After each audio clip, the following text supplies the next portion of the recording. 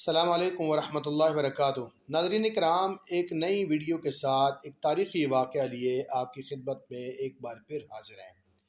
حضرت علی کرم اللہ وجہہ کے دور مبارک میں ایک نوجوان نے آپ کی عدالت میں چند لوگوں کے بارے میں مقدمہ دائر کیا کہ یہ لوگ میرے والد کے ساتھ ایک تجارتی سفر پر روانہ ہوئے، مگر واپسی پر ان کے ساتھ میرے والد نہیں تھے۔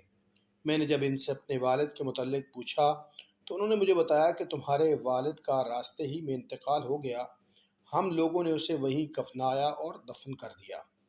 پھر میں نے ان لوگوں سے اپنے والد کے مال و اسباب کے بارے میں پوچھا تو انہوں نے مجھے بتایا کہ مرتے وقت اس کے پاس کوئی مال وغیرہ نہیں تھا، جبکہ مجھے خوب اچھی طرح معلوم ہے کہ میرے والد ان کے ساتھ جب سفر پر روانہ ہوا تھا تو اس کے پاس بہت زیادہ مال تھا۔ امیر المومنین، میں نے اس مقدمے کو قاضی شرح کی خدمت میں بھی پیش کیا تھا، مگر انہوں نے ان لوگوں سے قسم لے کر انہیں چھوڑ دیا ہے۔ میں ان کے فیصلے سے مطمئن نہیں ہوا، آپ میری مدد فرمائیں تاکہ میرے والد کے قاتلوں کا سراغ لگایا جا سکے۔ امیر المومنین حضرت علی کرم اللہ وجہہ نے مقدمے پر غور و فکر کیا، پولیس اور دیگر تاجروں کو بلانے کا حکم دیا، سپاہیوں کو ایک طرف بلا کر بتایا کہ ان کو لے جاؤ، مگر یہ اکٹھے نہ ہونے پائیں، ان سے علیحدہ علیحدہ تفتیش کرنی ہے، ایک دوسرے سے گفتگو یا سرگوشی کی اجازت نہیں ہے۔ اس کے بعد حضرت علی رضی اللہ تعالیٰ نے اپنے رجسٹرار کو بلایا اور ساتھ ان مجرموں سے ایک آدمی کو بھی طلب کیا۔ پھر اس سے پوچھنا شروع کیا کہ مجھے بتاؤ کہ مقدمہ دائر کرنے والے اس نوجوان کا باپ تمہارے ساتھ کس دن نکلا تھا، کس کس مقام پر تم لوگ رکے تھے، تمہارا سفر کیسا تھا، نوجوان کا باپ کس مرض میں مبتلا ہو کر مرا، اس کے مرنے کا سبب کیا تھا، اس کے مال کا کیا ہوا، اس کے انتقال کے بعد غسل کس نے دیا اور کفن دفن کا بندوبست کیسا ہوا، اس کی نماز جنازہ کس نے پڑھائی اور کس جگہ اسے دفن کیا گیا، وغیرہ وغیرہ۔ یہ سارے سوالات اور اس ملزم تاجر کے جوابات رجسٹرار نے اپنی ڈائری میں لکھ لیے۔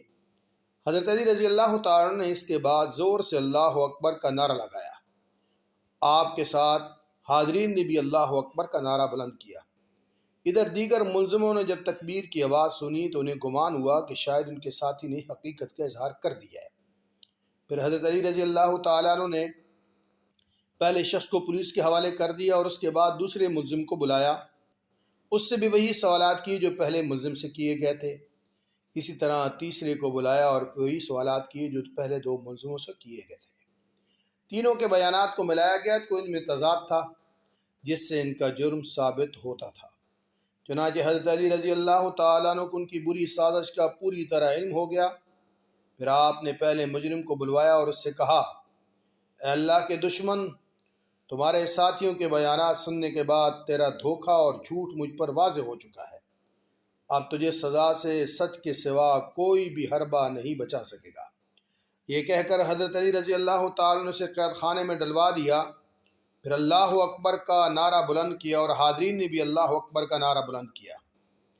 جب باقی دو مجرموں نے یہ امتحان کی گھڑیاں دیکھی تو انہیں اس بات میں کوئی شک نہیں رہا کہ ان کے ساتھی نے ان کے کرتوت کا اقرار کر لیا ہے۔